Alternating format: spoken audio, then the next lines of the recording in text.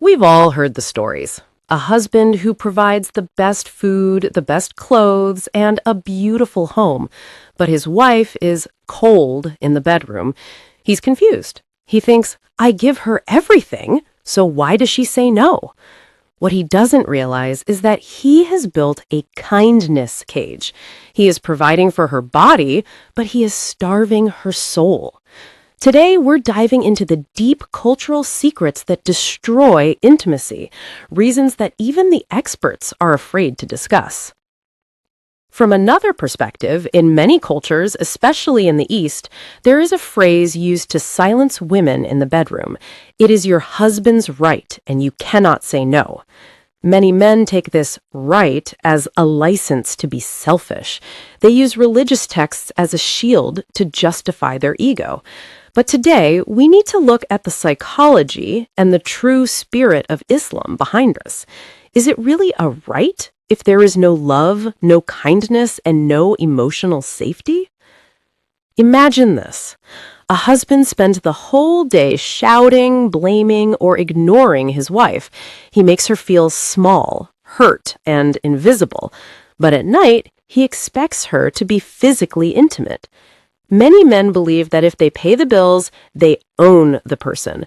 They use money and gifts as a transaction for intimacy. The psychology, when you use kindness as a tool for control, it's no longer kindness, it's a debt.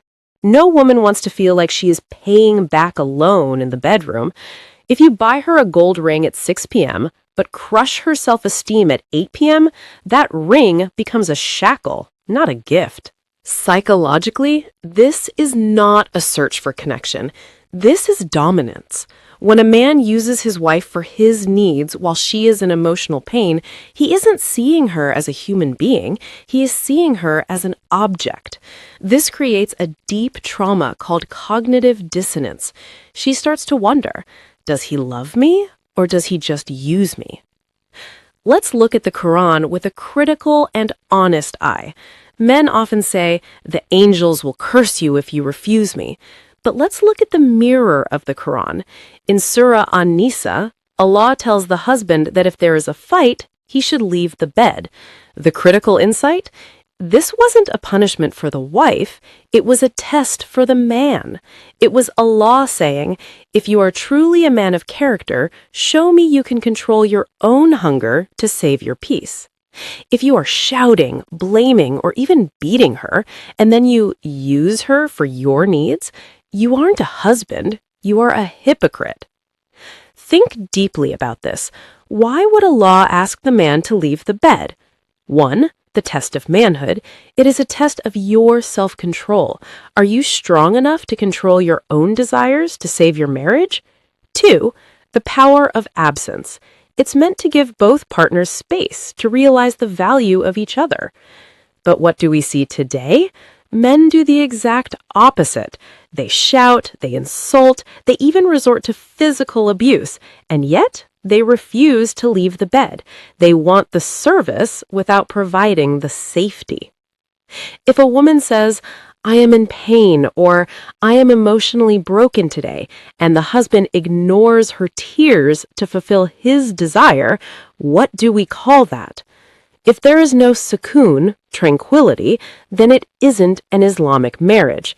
Islam teaches maruf, treating your wife with recognized kindness. There is no kindness in forcing someone who is hurting. If a man takes advantage of a woman's religious obligation while he fails his own obligation to be kind, he is committing a grave injustice. We need to hear these words in our homes. The husband says, I know we had a hard day. I am not going to pressure you. Your emotional peace is more important to me than my physical need. The wife says, thank you for hearing me. When I feel safe with you, I want to be close to you. Men, listen.